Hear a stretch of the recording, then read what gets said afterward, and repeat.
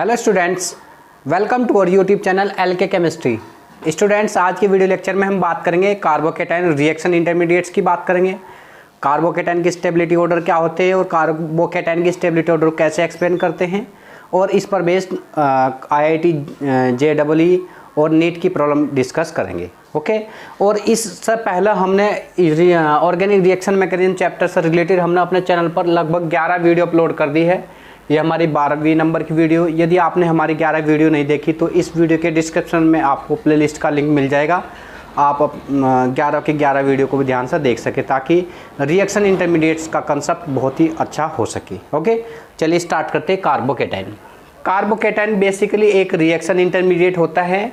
जब भी कोई रिएक्टेंट ये प्रोडक्ट में कन्वर्ट होता है तो इसके प्रोडक्ट के कन्वर्ट होने के बीच की एक स्टेज होती है जिसको बोलते हैं हम इंटरमीडिएट्स। और वो इंटरमीडिएट्स होते हैं कई प्रकार के। कार्बोकेटाइन होता है, कार्बोएनाइन होता है, फ्री रेडिकल होता है, कार्बीन्स होता है, नाइट्रीन्स होता है, बेंजाइन्स होता है।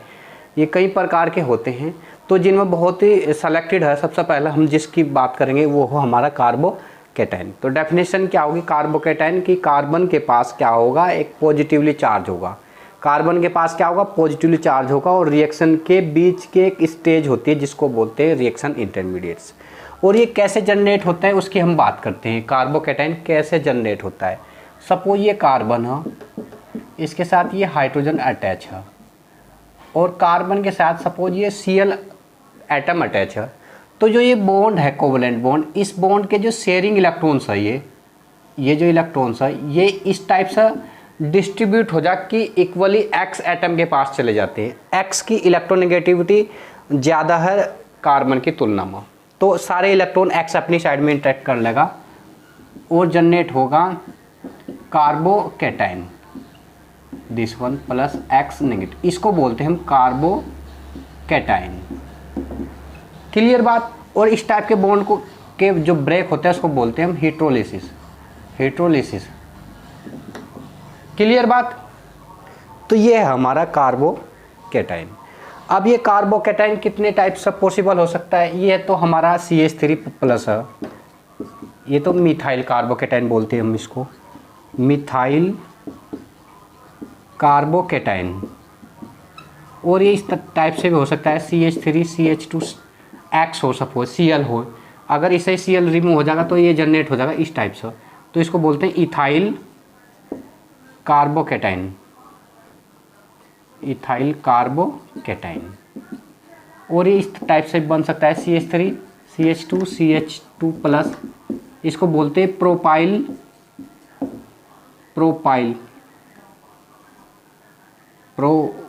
PY carbocation. और ये इस तरह से भी हो सकता है CH3 CH प्लस CH3, इसको बोलते हैं आइसोप्रोपाइल कार्बोकेटाइन। और ये इस टाइप से बन सकता है C प्लस, इसको बोलते हैं टर्सरी ब्यूटाइल कार्बोकेटाइन। क्लियर है? और इसके अलावा इस टाइप से बन सकता है CH2 double bond CH single bond CH, ये डबल बॉन्ड यहाँ पर होगा, दिस वन। इस टाइप से बनता है कार्बोकेटाइन। और जो इस टाइप के कार्बोकेटाइन बनते हैं उस कार्बोकेटाइन को हम क्या बोलते हैं? Allyl carbocation. क्या बोलते हैं? Allyl carbocation.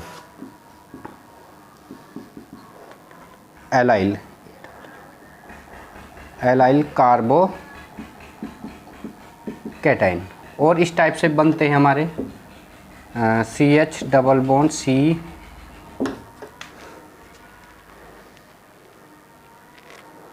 CH2 double bond CH plus, इसको बोलते हैं विनाइल कार्बोकेटाइन। ये हमने लगभग सभी प्रकार के कार्बोकेटाइन डिस्कस कर लिए। मिथाइल कार्बोकेटाइन और इथाइल कार्बोकेटाइन, ये दोनों जो ये तीनों प्राइमरी नेचर के होते हैं। इनको 1 डिग्री बोलते हैं, इसको हम बोलते हैं 2 डिग्री, और इसको बोलते हैं हम 3 डिग्री। क्लियर है? ये 1 डिग्री होगा, ये 2 डिग्री होगा, ये 3 डिग्री होगा। ये एलाइल कार्बोकेटाइन और ये होगा हमारा विनाइल कार्बोकेटाइन। क्लियर बात।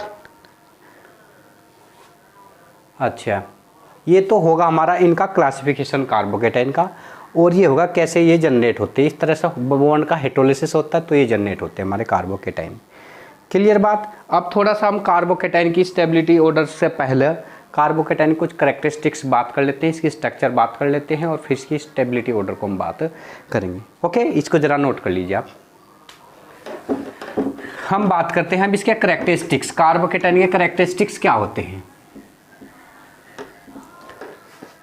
देखो, ये कार्बोकेटाइन बन गया हमारा, इसके पास ये एक बॉन्ड, ये एक बॉन्ड, ये एक बॉन्ड, ये तो 6 बॉन्ड है इसके पास, और 6 बॉन्ड है, नहीं 3 दूनी 3 बॉन्ड है, 3 दूनी 6, तो इसके पास कितने इलेक्ट्रॉन्स हो गए, 6 इलेक्ट्रॉन स्पीसीज है ये। कितने हैं, 6 करेक्टरिस्टिक में आएगा ये, करेक्टरिस्टिक्स पहला है 6 इलेक्ट्रॉन स्पीसीज, 6 इलेक्ट्रॉन स्पीसीज। और जो 6 इलेक्ट्रॉन स्पीसीज होती है वो इलेक्ट्रॉन डेफिशिएंट स्पीसीज होती है, इलेक्ट्रॉन डेफिशिएंट स्पीसीज होते हैं, इलेक्ट्रॉन डेफिशिएंट स्पीसीज, जो कि इसको ऑक्टेट कंप्लीट करने के लिए इलेक्ट्रॉन की जरूरत पड़ती है, इसलिए इसको बोलते हैं इलेक्ट्रॉन डेफिशिएंट। और चूंकि इसके पास इलेक्ट्रॉन की कमी है, जो इलेक्ट्रॉन डेफिशिएंट स्पीसीज होती है उनको हम क्या बोलते हैं, इलेक्ट्रोफाइल बोलते हैं, इलेक्ट्रोफाइल। ये एक्ट करेगी एज ए इलेक्ट्रोफाइल, यानी इलेक्ट्रॉन लविंग स्पीसीज, इलेक्ट्रॉन से लव करेगी। क्लियर है, ये इलेक्ट्रॉन लविंग स्पीसीज होगा।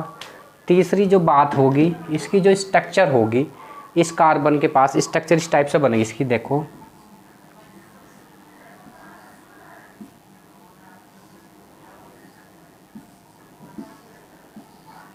दिस वन, ये इसका इस पी ऑर्बिटल डायग्राम बनेगा।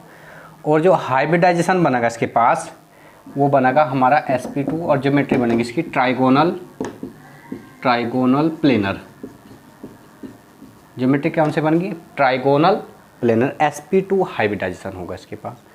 क्लियर है बात। तो ये इसकी क्या होगी, एक प्रॉपर करेक्टरिस्टिक होगी। और ये जनरली जनरेट होते हैं एलिमिनेशन रिएक्शन के अंदर आते हैं, elimination reaction,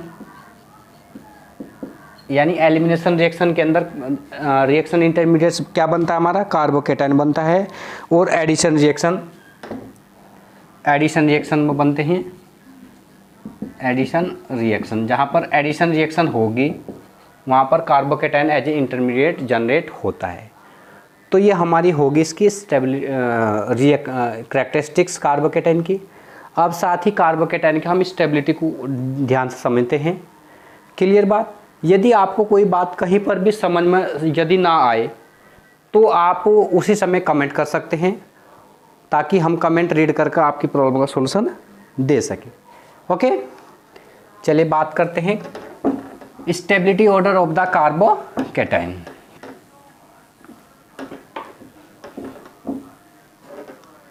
stability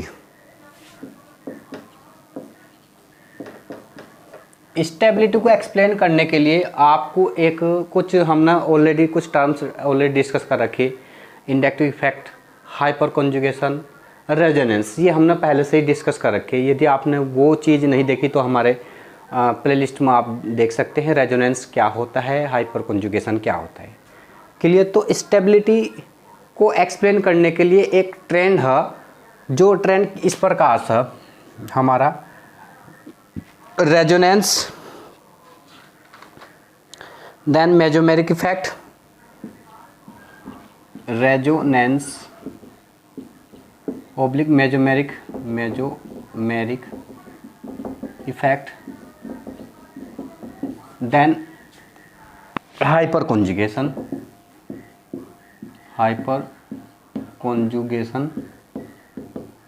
then inductive effect. इस आधार पर हम कार्बोकेटाइन की स्टेबिलिटी को एक्सप्लेन करेंगे। सबसे पहले resonance oblique mesomeric effect, then hyperconjugation, then inductive effect. हम उसमें देखेंगे इंडक्टिव इफेक्ट कितना शो हो रहा है, हाइपर कॉन्जुगेशन कैसे शो हो रहा है इसके अंदर, और रेजोनेंस कितनी शो कर रहा है। जितने ज़्यादा रेजोनेंस या रेजोनेटिक स्ट्रक्चर बनेंगे या जितनी ज़्यादा हाइपर कॉन्जुगेशन स्ट्रक्चर बनेगी वो कार्बोकेटाइन उतना ही ज़्यादा स्टेबल होगा। ये तो हम जानते हैं, more resonating structure more is the stable. Okay, तो इस ट्रेंड के हिसाब से हम चेक करेंगे स्टेबिलिटी ऑर्डर। अब सपोज हम कोई एग्जाम्पल ले लेते हैं। ये हमारा टर्सरी ब्यूटाइल कार्बोकेटाइन होता है CH3 CH3 CH3 प्लस, एक हमने ले लिया CH3 CH3 CH3 CH plus, एक हमने ये ले लिया, एक हमने ले लिया CH3 CH2 प्लस, एक हमने ये ले लिया CH3 प्लस। ये तीनों कार्बोकेटाइन है, ये दोनों हमारे प्राइमरी नेचर के होते हैं, ये सेकेंडरी नेचर का और ये हमारा टर्सरी नेचर का। अब इन तीनों की स्टेबिलिटी को चेक करते हैं कौन मोर स्टेबल है और क्यों होगा। क्लियर बात। अगर हम इसके कार्बोकेटाइन की जो बगल का कार्बन एटम हो उसके पास जो हाइड्रोजन होते हैं उनको बोलते हैं अल्फा हाइड्रोजन एटम। तो इसके पास कितने अल्फा हाइड्रोजन एटम बन रहे, 3 चौक 3 ये 3 ये 3 ये 3 या 9 अल्फा H एटम इसके पास प्रेजेंट है। इसका मतलब इसके पास 9 RS बनेंगे, इसका मतलब 9 RS बनेंगे। इसी प्रकार अगर इसकी बात करें, इसके पास 3 ये और 3 ये 6, तो 6 अल्फा H एटम इसके पास, इसका मतलब इसके पास 6 RS बनेंगे। और यदि इसकी बात करेंगे इस कार्बन के बगल का जो कार्बन इसके पास 3 अल्फा H एटम है, इसका मतलब इसके 3 RS बनेंगे। और इसके पास 0 अल्फा H एटम है, इसका मतलब 9 RS, इसके कोई RS नहीं बनेंगे, नहीं कोई इसका रेजोनेटिक स्ट्रक्चर बनेगा। तो इस बात को हम जानते हैं, जितने ज़्यादा रेजोनेटिक स्ट्रक्चर उतना ही ज़्यादा क्या होता है, प्रोडक्ट स्टेबल होता है। तो स्टेबिलिटी का जो ट्रेंड होगा इसका, ये tertiary then secondary then primary, ये इसका स्टेबिलिटी का ऑर्डर होगा on the basis of hyperconjugation. ये हम ना हाइपर कॉन्जुगेशन के बिहाफ पर इसको एक्सप्लेन कर रहे हैं। और यदि हम इसको इंडक्टिव इफेक्ट के हिसाब से भी बात करेंगे तो प्लस आई इफेक्ट शो करेगा। ये देखो CH3 ये क्या करेगा, ये इलेक्ट्रॉन को इधर पुश करेगा, यहाँ पर 3 CH3 पुश कर रहे हैं, तो यहाँ पर 2 CH3 पुश करेंगे, यहाँ पर 1 CH3 पुश करेगा। क्लियर है। तो ये इसकी साइड में पुश करने के मतलब इलेक्ट्रॉन इस कार्बन को देगा, कार्बन को देने से ये क्या करेगा, कार्बन को इलेक्ट्रॉन चाहिए उसको स्टेबलाइज करेगा।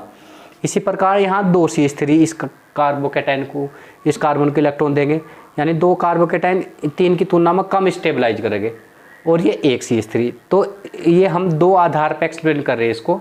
एक तो हाइपर कॉन्जुगेशन के बिहाफ पर, हाइपर कॉन्जुगेशन के हिसाब से इसके 9 रेजोनेटिक स्ट्रक्चर बनते हैं, इसके 6, इसके 3, इसके 0। और इंडक्टिव इफेक्ट के हिसाब से इस पर 1 CH3 ग्रुप 3 CH3 ग्रुप इसको स्टेबलाइज करें, यहाँ पर 2 CH3 ग्रुप स्टेबलाइज करें, यहाँ पर 1 CH3। तो दोनों के बिहाफ पर हम इसकी स्टेबिलिटी को एक्सप्लेन कर रहे हैं। तो कंक्लूजन यही निकलना कि tertiary more stable than secondary then primary. Clear बात। ये स्टेबिलिटी का ऑर्डर हमें आसानी से समझ नहीं आता, इसको ध्यान समझ लेना एक बार। किस आधार पर बता रहे हैं हम, हाइपर कॉन्जुगेशन के हिसाब से बता रहे हैं और इंडक्टिव इफेक्ट के हिसाब से बता रहे हैं। अब रेजोनेटिक स्ट्रक्चर इसके पॉसिबल नहीं है, रेजोनेंस के बिहाफ पर हम इसको एक्सप्लेन नहीं कर सकते। क्लियर है। तो ये इसका ट्रेंड होगा हमारा स्टेबिलिटी ऑर्डर कार्बोकेटाइन का, tertiary then secondary then primary then methyl carbocation. Clear बात। ये ट्रेंड है और इसका एक्सप्लेन करने का मेथड क्या हमारा, हाइपर कॉन्जुगेशन तथा इंडक्टिव इफेक्ट। इस आधार पर हम इनको एक्सप्लेन कर रहे हैं। ओके, इसको आप नोट कर लो। और एक इसका एक ट्रेंड और है, थोड़ा सा आप उसको भी ध्यान रखना।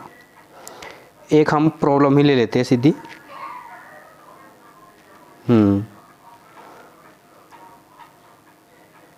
एक प्रॉब्लम ले लेते हैं।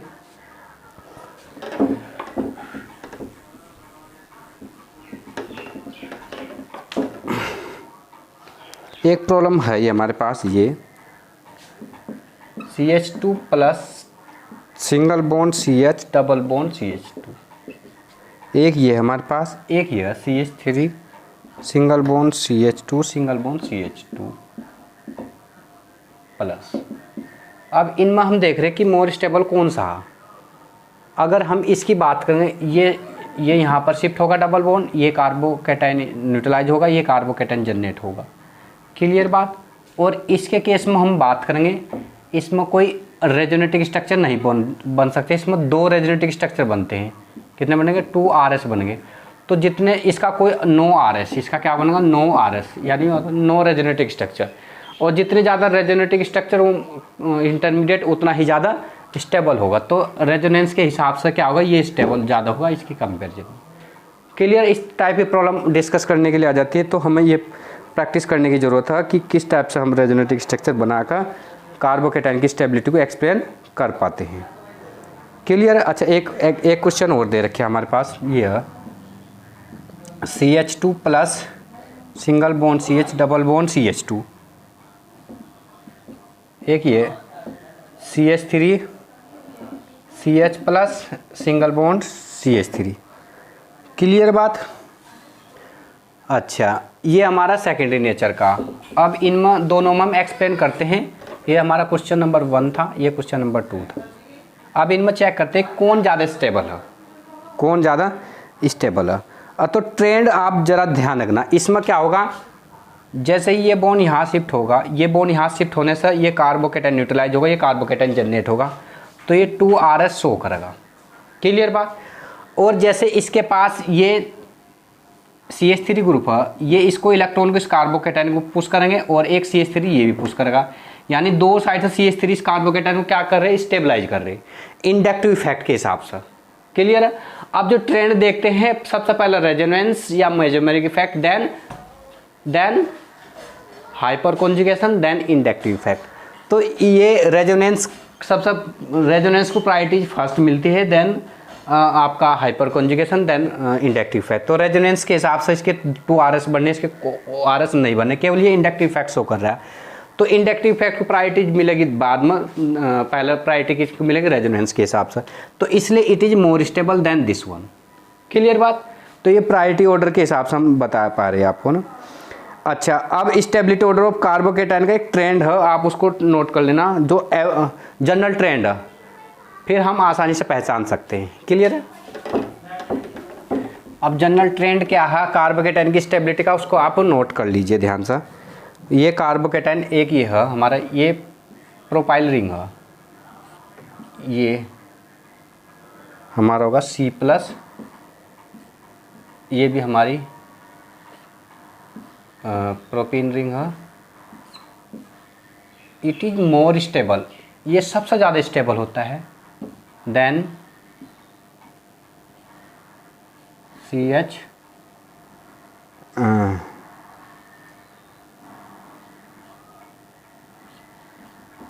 this one, then CH2, then PH whole thrice C+, ये बेंजीन रिंग हमारी, then PH whole twice CH+, then PH CH2+, clear. Then CH3 whole thrice C+, then ये ऑर्डर बाद में आएगा, पहले आना चाहिए लेकिन पहले ही आएगा, CH whole twice CH PH CH2+ आना चाहिए, लेकिन ये ज़्यादा स्टेबल है इसकी कंपैरिजन में। इसका रीज़न अभी बताते हैं। देन इसी का ही secondary CH3 whole twice CH+, then CH3 CH2+,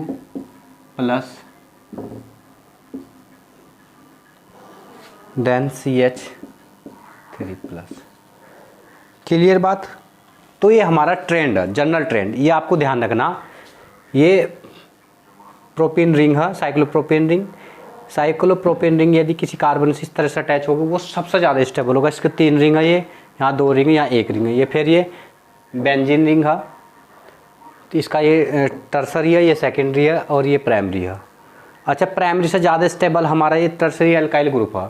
इसका कारण आप ध्यान रखना, इसमें क्या है, इसमें इंडक्टिव इफेक्ट ज़्यादा वर्क कर रहा है, इसमें रेजोनेंस और इंडक्टिव इफेक्ट तीन साइड से कार्बन क्या कर रहा है, स्टेबलाइज करता है। तो ये इसकी रिलेटिवली अगर इसकी कम, इसमें 3 RS बन गए, इसमें 3 RS बन जाएंगे और इसमें 3 या 9 अल्फा हाइड्रोजन एटम की वजह से 9 हाइपर कॉन्जुगेशन स्ट्रक्चर बनेगी। तो ये इसको ज़्यादा स्टेबलाइज करता है इसकी कंपैरिजन में, इसलिए इसका ऑर्डर पहला रहेगा, इसके बाद में ऑर्डर रहेगा। देन ये इसके पास 6 अल्फा हाइड्रोजन एटम, इसके पास 3 अल्फा हाइड्रोजन एटम। तो ये इनका ट्रेंड रहेगा। अब इन पर बेस्ड कुछ प्रॉब्लम्स डिस्कस कर लेते हैं और प्रॉब्लम डिस्कस करने के बाद फिर हम नेक्स्ट हमारा फिर रेडिकल हम डिस्कस करेंगे। क्वेश्चन है हमारा, नोट कर लेना इस ट्रेंड को। क्वेश्चन नंबर 3 हो जाएगा ये हमारा। क्वेश्चन 3 दिया है CH2 प्लस CH सिंग डबल बॉन्ड CH2, एक ये दिया हमको और एक दिया हमको ये CH3 और CH3 प्लस एक दे दिया हमको ये CH3 CH3। अब इनमें पूछ लिया कि कौन ज़्यादा स्टेबल है, ये 1, ये 2, ये 3। क्लियर है? ये तो हमको पता, ये टर्सरी है, ये सेकेंडरी है। It is more stable than this one. इन दोनों का तो हमको ट्रेंड पता है, लेकिन अब इसका ट्रेंड देखते हैं। इसके ट्रेंड में क्या होगा, ये यहाँ पर शिफ्ट होगा, ये यहाँ पर शिफ्ट होने की वजह से ये डबल बॉन्ड होगा, ये कैटाइन न्यूट्रल हो जाएगा और ये कैटाइन यहाँ पर आ जाएगा और ये 2 RS शो करेगा। कितने RS शो करेगा, ये 2 RS शो करने की वजह से ये स्टेबल हो जाएगा। It is more stable. अगर इनकी स्टेबिलिटी हम बताएंगे, इनकी स्टेबिलिटी बताएंगे हम इंडक्टिव इफेक्ट के हिसाब से, इन दोनों की स्टेबिलिटी इंडक्टिव इफेक्ट के हिसाब से। तो इंडक्टिव इफेक्ट का जो प्रायोरिटीज होती है वो 30 नंबर पर रहती है। पहले नंबर पर हमारे रेजोनेंस रहता है, दूसरे नंबर पर हमारा रहता है हाइपर कॉन्जुगेशन। तो इस हिसाब से फिर क्या होगा, it is more stable than this one. Clear बात? हाइपर कॉन्जुगेशन के हिसाब से 2 RS बनने इसके, इसलिए it is more stable than this one and then this. Clear बात? एक क्वेश्चन ये था। एक IIT 2013 में आया आपका, IIT 2013 मेंस के में आया था क्वेश्चन।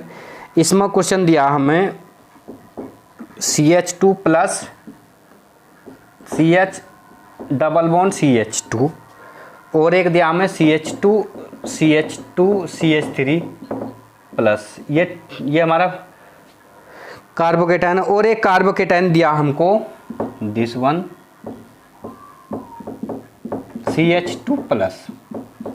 अब इनमें स्टेबिलिटी ऑर्डर चेक करना, किसका ज़्यादा स्टेबल, कौन सा स्टेबल ज़्यादा होगा और क्यों होगा। सबसे पहले हम इसको देखते हैं, ये बेंजीन रिंग है। बेंजीन रिंग की वजह से क्या होगा, ये जैसे ये बॉन्ड ये यहाँ शिफ्ट होगा तो ये कैटाइन यहाँ पर आ जाएगा, फिर ये वाला जो बॉन्ड होगा ये वाला शिफ्ट होगा, कैटाइन यहाँ आ जाएगा, फिर ये वाला यहाँ, ऐसे ये माइग्रेट करेगा। 3 पोजीशन बनेगी, यानी 3 इसकी क्या बनेगी, 3 रेजोनेंस बनेंगे इसके अंदर, 3 रेजोनेटिक स्ट्रक्चर बनेंगे। क्लियर बात? अगर इसकी बात करें, इसके केस में केवल इंडक्टिव इफेक्ट वर्क करेगा, केवल इंडक्टिव इफेक्ट वर्क करेगा। ये इंडक्टिव इफेक्ट इसको पुश करेगा, इथाइल ग्रुप पूरे पुश करेगा। और यहाँ पर क्या होगा, यहाँ पर ये बॉन्ड जैसे यहाँ शिफ्ट होगा, यहाँ पर इसके 2 RS बनेंगे। क्लियर बात? तो ये हमारा रेजोनेटिक स्ट्रक्चर 2 बनेंगे और यहाँ पर रेजोनेटिक स्ट्रक्चर कितने बने, 3 बने। तो 3 के हिसाब से इट इज़ मोर स्टेबल। अगर इसको हम ए नाम दे, इसको नाम B दे, इसको नाम C दे, तो जो इनका स्टेबिलिटी ऑर्डर बनेगा हमारा C तो मोर स्टेबल होगा, C के बाद क्या आएगा हमारा A और देन B। ये इनका ट्रेंड होगा, C more stable than A than B। Clear बात? तो ये इसका एग्जाम्पल को आप इस तरह से हल कर पाएंगे। अब हम 1-2 एग्जाम्पल्स और करते हैं जो कॉम्पिटिशन में आए हुए, आप इनको ज़रा नोट कर लेना। अब क्वेश्चन नंबर हमारा हो जाएगा, ये 4 तक होएगा, क्वेश्चन नंबर 5 हो जाएगा। क्वेश्चन दिया 5 में एक ही है हमारा कार्बोकेटाइन, दिस वन। एक कार्बोकेटाइन हमको ये दिया है, दिस वन। एक कार्बोकेटाइन हमको ये दिया है,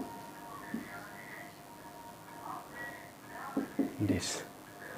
अब इनमें हमको बताना कौन मोर स्टेबल होगा और क्यों होगा। इसका नाम A है, इसका नाम B है, इसका नाम C है। देखो इस कार्बोकेटाइन की नेचर अगर हम चेक करेंगे, इस कार्बोकेटाइन की नेचर, तो ये टर्सरी कहा, और यदि इसकी हम बात करेंगे ये सेकेंडरी कहा, और ये हमारा प्राइमरी का। प्राइमरी 2 डिग्री है, ये 1 डिग्री है।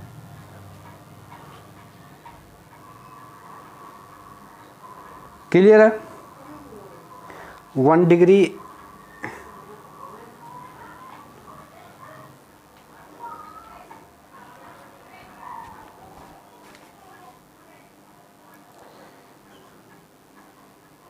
तो इस हिसाब से अगर हम चेक करेंगे तो जो सेकेंडरी होता है मोर स्टेबल देन सेकेंडरी और देन प्राइमरी।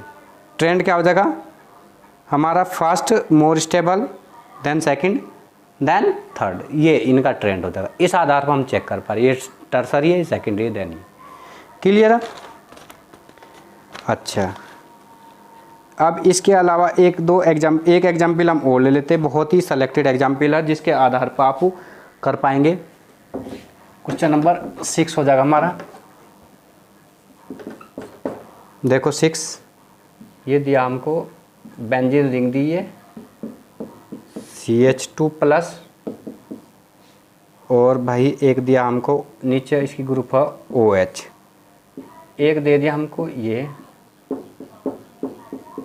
CH2+ ये OCH3 है, OCH3 है, और एक दे दिया हमको दिस वन CH2+, ये CH3 दे दिया हमको, और एक में कोई भी ग्रुप अटैच नहीं किया CH2+। इसको हमने A, ये B, ये C, ये D। क्वेश्चन है अरेंज इन स्टेबिलिटी ऑर्डर, इनका स्टेबिलिटी ऑर्डर अरेंज हमको करना। क्लियर बात? अब इसमें पहले वाले में देखते हैं हम, OH ग्रुप है तो OH ग्रुप ये +M मेजोमेरिक इफेक्ट शो करेगा, और ये -I इंडक्टिव इफेक्ट भी शो करेगा OH, क्योंकि लोन पेयर की वजह से ना। तो मेजोमेरिक इफेक्ट ज़्यादा डोमिनेट करेगा देन इंडक्टिव इफेक्ट। तो मेजोमेरिक इफेक्ट के हिसाब से हम इसको जज करेंगे।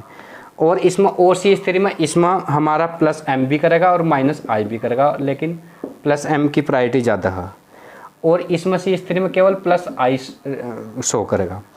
अच्छा, अब हम ऑलरेडी डिस्कस कर चुके हैं, सबसे पहले resonance oblique mesomeric effect, then hyperconjugation, then inductive effect. तो अब सबसे पहले इन दोनों में मेजोमेरिक इफेक्ट है, इसमें मेजोमेरिक इफेक्ट है, ये दोनों की प्रायोरिटी अधिकतम होगी। अब इनमें कन्फ्यूजन ये है कि इसमें ये OH ग्रुप है, इसमें OCH3 ग्रुप है।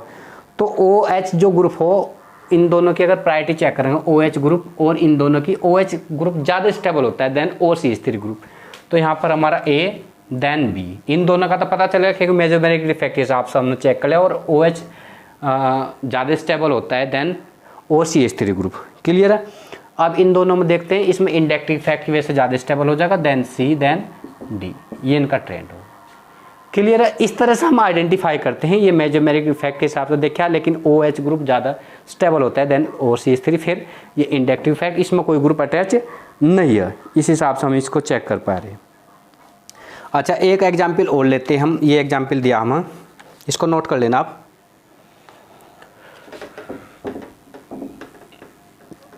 तीन, ये हमारे पास क्वेश्चन नंबर 7 हुआ है। NO2,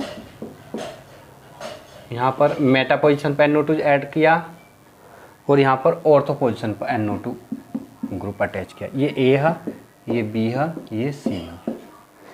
clear? इसमें क्या होगा? -I इफेक्ट शो करता है इंडक्टिव ये NO2 ग्रुप, और -I, -M और -I, और ये जो है मेटा पोजिशन पर दिखा है NO2 ग्रुप। तो मेटा पोजिशन पर, Meta position does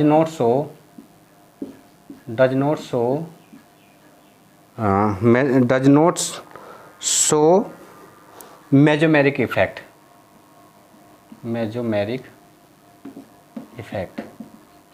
Meta position में मेजोमेरिक इफेक्ट नहीं शो होता, केवल ऑर्थो और पैरा पोजिशन पर ही ये शो होता है। यानी जो B होगा हमारा, B वाला, ये हमारा ये ज़्यादा स्टेबल होगा B वाला, देन ये इस पोजीशन पर शो करेगा A, लेकिन ये इसको लेस स्टेबलाइज करेगा क्योंकि ये दोनों ग्रुप पास में हो। और इसका कारण क्या है कि जो इंडक्टिव इफेक्ट होता है वो डिस्टेंस के साथ डिक्रीज होता है। Then C, A B C, ये इसका ट्रेंड होगा हमारा। क्लियर है। अच्छा, एक ग्रुप और ले लेते हैं हम, साथ ही साथ लास्ट होगा हमारा, ये क्वेश्चन नंबर 8 हो जाएगा, इसको नोट कर लीजिए आप। उसमें दिया CH3, यहाँ पर CH3 CH3 और ये CH3 CH3, इस तरह से ये ग्रुप अटैच किए। अब यहाँ पर देख रहे हैं हम, इसमें क्या, इसके केस में क्या है, 3 अल्फा H एटम है ये, और यहाँ पर रिंग से डायरेक्ट जो अटैच कार्बन है, इस रिंग से डायरेक्ट अटैच 3 है, और यहाँ पर क्या है 1 अल्फा H एटम है, और यहाँ पर कितने हैं 0, यहाँ पर कितने 0 अल्फा H एटम। इस कार्बन के रिंग से जुड़ा जो कार्बन है इसके पास 0 अल्फा हाइड्रोजन एटम है। इसका मतलब ये क्या होगा, 3 RS शो करेगा, ये 1 RS शो करेगा, ये 0 RS शो करेगा। तो इसके हिसाब से, इस हिसाब से तो ये ज़्यादा स्टेबल होगा देन दिस वन। एक तो इसका ये ABC का ट्रेंड यही हो जाएगा, this is more stable than this one. Clear है। अगर हम इसमें अन्य इफेक्ट भी लगा, इंडक्टिव इफेक्ट के हिसाब से भी हम, तब भी हमारा यही स्टेबल होगा। रेजोनेटिंग स्ट्रक्चर भी यही ज़्यादा बन पा रहे, ये मोर स्टेबल होगा देन दिस। क्लियर है। तो उम्मीद करते हैं ये आपको कंसेप्ट समझ में आए होंगे। यदि आपको कोई बात समझ में अभी भी ना आए हो तो आप हमें कमेंट बॉक्स में कमेंट कर सकते हैं, ताकि हम कमेंट पढ़कर आपके प्रॉब्लम का सॉल्यूशन अपनी अगली वीडियो में दे सके। और यदि कंटेंट आपके लिए इम्पोर्टेंट रहा, महत्वपूर्ण रहा, आपके काम आया, तो आप प्लीज़ हमारी वीडियो को लाइक, शेयर तथा चैनल को सब्सक्राइब करना। ओके।